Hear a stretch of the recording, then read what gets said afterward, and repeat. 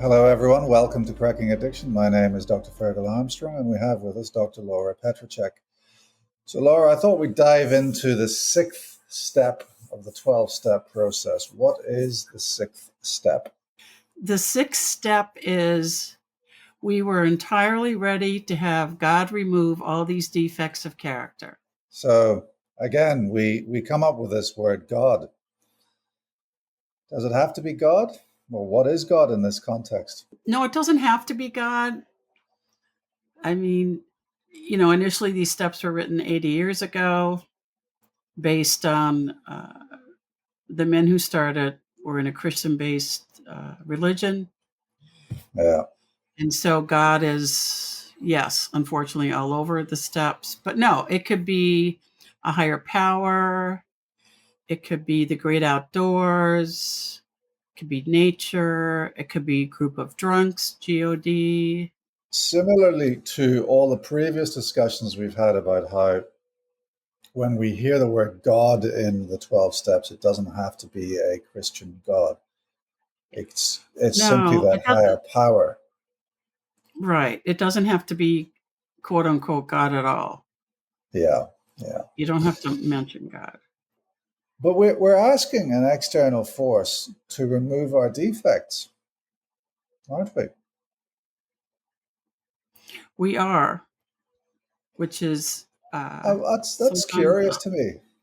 Yeah, we've gone yeah, through all of this active processes of determining what these defects are and then confessing them to someone else and ourselves and God.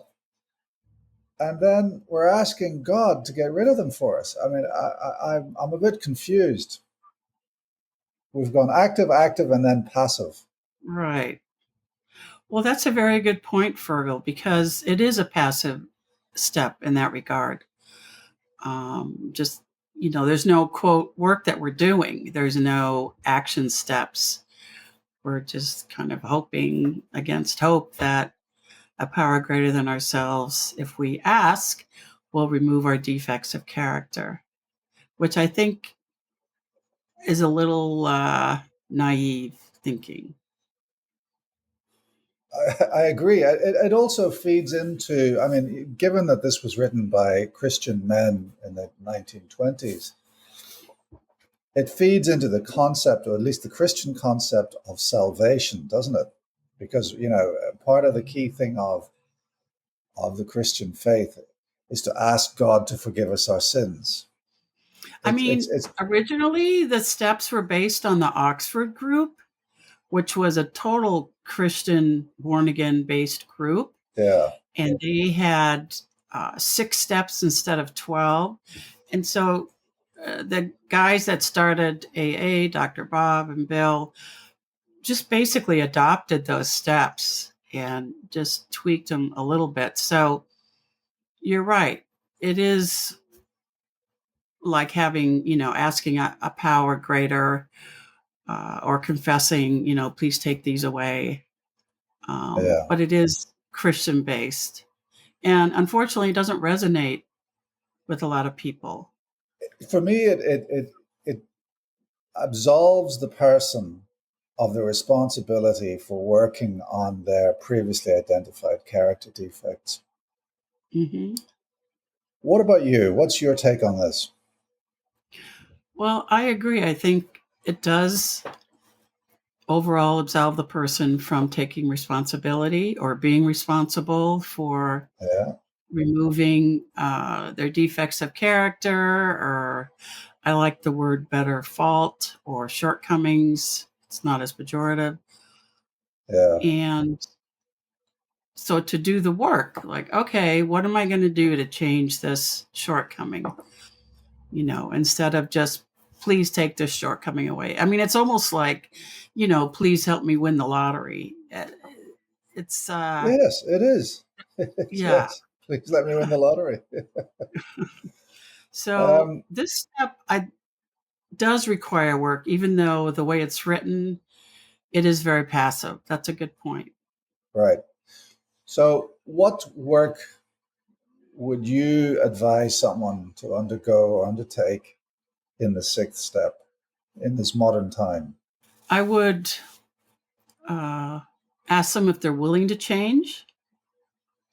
A lot of people can admit their shortcomings, but sometimes we tend to like them. We're not really ready to give them up, or we're attached to our shortcomings in some way because there's a payoff. So Yeah. are they willing? Are you willing to change? And then the next thing is, what if you're hesitant or don't really feel like changing your shortcomings or working on them to change them? What are the obstacles in your way? Doing some motivational interviewing with yourself or having your sponsor ask you, Mm. like, what is your defenses or your obstacles to doing this step?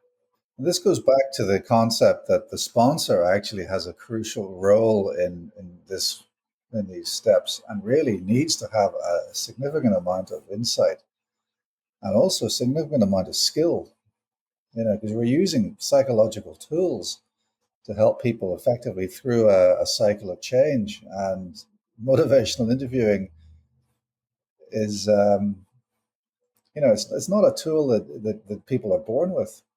Well, it's not a tool that most people who are sponsors are aware of or have studied. So that is one of the many reasons I wrote my book, the DBT Yeah, Workbook for Alcohol and Drug Addiction, because I talk about in each step the psychological aspects. yeah, Because I'd say 80 90% of sponsors don't have any idea about the psychological background of these steps or how to approach someone.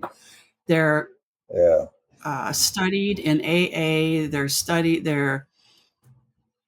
aware of the 12 steps and 12 traditions, but that's pretty much their purview. They're not Yeah. trained like we are. There's another point I want to make about this step. And the step says we are entirely ready to have God remove all these defects. We are entirely ready. What's the importance of that phrase, entirely ready? Um, like no holding back. A lot of times, like let's go back to the first step. A lot of folks have like one foot in the door. Like they're not entirely ready to give up drugs. Like, can I just have one little stash over here? Or can I just Yeah, have this one bottle of wine over there? So it's hard for someone, for human beings, I think, to entirely give up something. And yeah, so being entirely ready in this step is more the posture of it, is more the intent. Like, okay, no holds barred. I'm entirely ready. Like, let's do it. Let's go for it. I'm ready to give it up. but again, going back to the principles of motivational interviewing and CBT, you don't need to be entirely ready for change to happen, do you? No, you don't.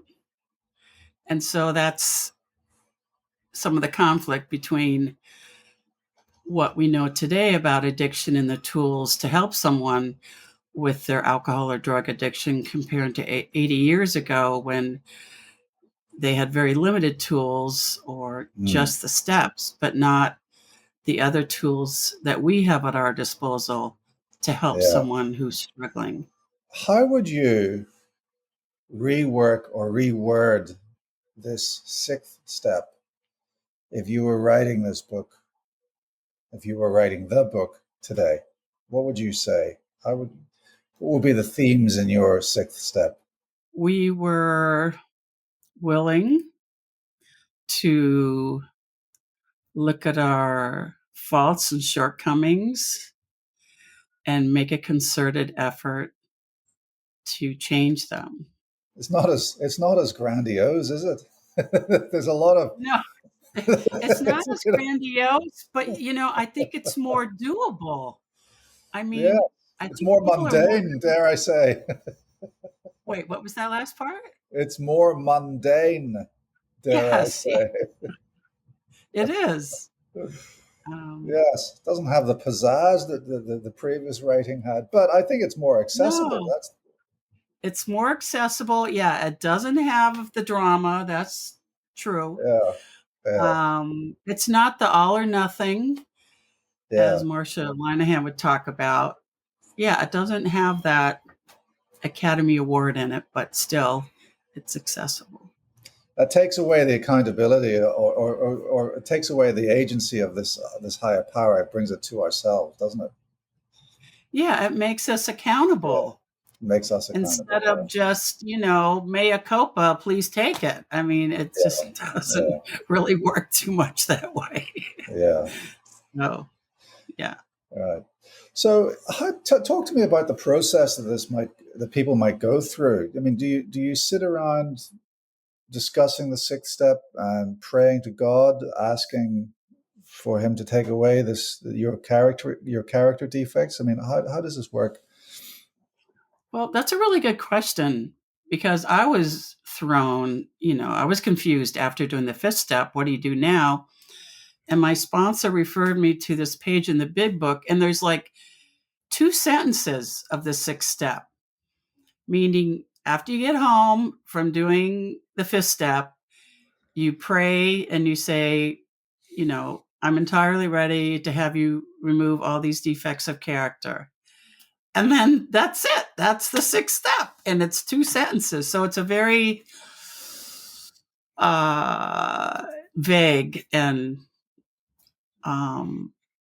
I just think a little confusing in that regard. Like, that's it. That's all Mm. I do. That seems like, I mean, the thing is, like you were saying, you don't, quote, do anything except say you're willing. Right. And so you previously in previous episodes you talked about, fourth step groups. People get together, and you get together with a sponsor when you've done your fifth step. So this is a very solitary thing. There's no key societal or social milestone associated with this step. Yeah, there's no group. There's no even really working with your sponsor like you did with the fourth and Mm. fifth step. It's just Yeah. you, the floor or the rug, and your higher power. That's Right. about it. Okay. Um, Well, right. yeah. What about resistance? How would you overcome resistance to the sixth step? Or is it such an easy step that there really isn't any resistance? Well, on the contrary, it's a really hard step because the way it's worded is we're entirely ready. So, like you're 100% in the game. And Hmm. it's hard, I think, for anyone to be all in, whatever is being asked of you. So to say, hey, I'm all in to have my defects of character removed, I think part of it is resistance and also some bargaining. Like, okay, you could take these shortcomings, but I don't really want to give up the one. Let's say you have an issue of always insisting that you're right. I don't really want to give that one up because, most of the time I am. So, so it's hard to really say, here, just take the whole kit and caboodle. No, there's Yeah. some shortcomings that we want to hang on to or we have a righteous feeling about that we Yeah. don't want to turn over. But yet the step is worded entirely ready. And it really, the other point to make is that it's not just defects associated with substance use disorder. It's character defects, isn't it?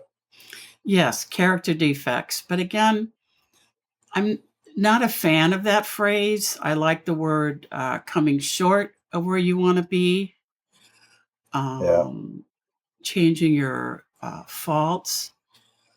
But Yeah. defective character, sounds almost like you're a monster or something. It's just very pejorative. I don't like it. It's very negative. Mm. So the Uh, people, I mean, if we go back to the idea of resistance and this concept that you're maybe not entirely ready, how long do people actually take to go through this sixth step compared to maybe the fourth or the fifth? I mean, like I said, it's pretty much like a 1-2, You get home, you're supposed to get your knees on the floor, say this step, and ta-da! That's it. You're done. So it's a quickie. You can say something without actually truly believing the meaning of the words. Do people stall on the sixth step? That's what I'm asking, I suppose. Um, I think people do, and then they would probably go back to their sponsor and say, I realize I am not entirely ready, like the example I was giving before. Like I want to I'm not ready to let some of these shortcomings go. So people, I mean, if you really are doing the work honestly, then it may be an opportunity to look at your internal resistance and understand the greater range of your character shortcomings rather than just the substance use. Right. And that's where I feel more a therapist is more equipped to help someone look at their internal resistance. So in previous episodes, we've always put the step that we're discussing in the context of the rest of the steps. So can you contextualize the sixth step for us? So the sixth step is we're entirely ready to ask God to remove these shortcomings. And then the next step is, having God humbly ask God to remove them. So Yeah, first, in the sixth step, we're becoming ready. We're entirely ready. And then the yeah, seventh step, like you said, one step follows the other. As most things in life, steps, one follows the other. mhm, And the seventh step is, okay, now please remove them. And the first right, step is like getting ready. Um, yeah. yeah. So I'll be honest with you, when I memorized the 12 steps, for me, the key word for the sixth step is readiness. So